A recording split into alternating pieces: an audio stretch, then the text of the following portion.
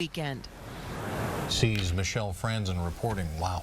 Yeah, speaking of holiday weekend, though. Oh, you know, we have a changeable forecast. It's not rainy, it's not snowy. That's the good news.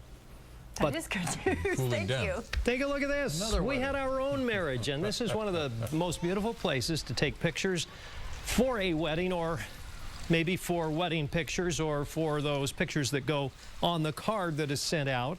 Up in City Creek Canyon, beautiful place, wonderful. Singleton sends us this absolutely stunning picture from the Bear River Mountains east of Logan. Can you see that reflection of Magog Peak in the background? That's what it's called, Magog Peak. And Steve Kuhn says, here are the 9 acres he's been farming for many, many decades. And there's the equipment out there in the valley. He says it was a very good year. Plenty of rain, plenty of sunshine, and plenty of warmth for everything to grow. 69 degrees right now in Vernal, 72 in Grand Junction, 70 in Provo, 64 degrees in Ely. The heat was really on today. Temperatures in the 106 range in St. George, 108 in Las Vegas, 90 in Lander, 72 LA. Quite a bit cooler in Chicago today, 68. This is the cold front that pushed Earl up the coastline. 83 in Boston with all of that wind and rain. Well, you can see the remnants of Earl. Let's put this into motion. I have to back away because Earl is already in Labrador and clear up into Nova Scotia. The next thing we have to do is put our attention to this storm system beginning to form over parts of Montana. We'll talk about that in a moment. First of all, high and low temperatures around the state today. Hot. Hanksville, 101. 93 in Ephraim.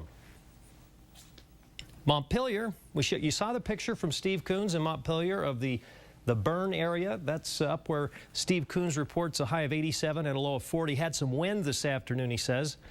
Spanish Fork, 94 today, and Vernal had 48 up to 89. Here's the cold front I'm talking about. It's going to be here tomorrow about midday. I timed it between about noon and 3 p.m. in Salt Lake City. A little earlier in Logan, a little later in Provo and Nephi. But when it comes, you'll notice that shift in the wind. Gusty, shifting winds. And then once it moves eastward, the upper low itself will bring severe weather, tornadic weather to the Dakotas. But in its wake, chilly air will settle in, and some folks who are camping above 9,000 feet may find 20s and frozen water on tops of everything. Even Cache Valley is going to be close to 32 in the morning on Monday. And Salt Lake City will be in the low 40s, so it'll be a chilly start to the day, but let's enjoy Sunday. It'll be a bit breezy. The heat stays on in the south and central sections of the state. Still 101 in St. George with 94 in Manti, and then the farther north you go, the cooler it gets.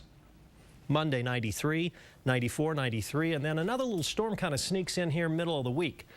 I'll call it blustery for us tomorrow. Coldest in the north, warmest the farther south you go. That's because the wind shift, depending on the timing of the cold front, will bring that cooler air in earlier.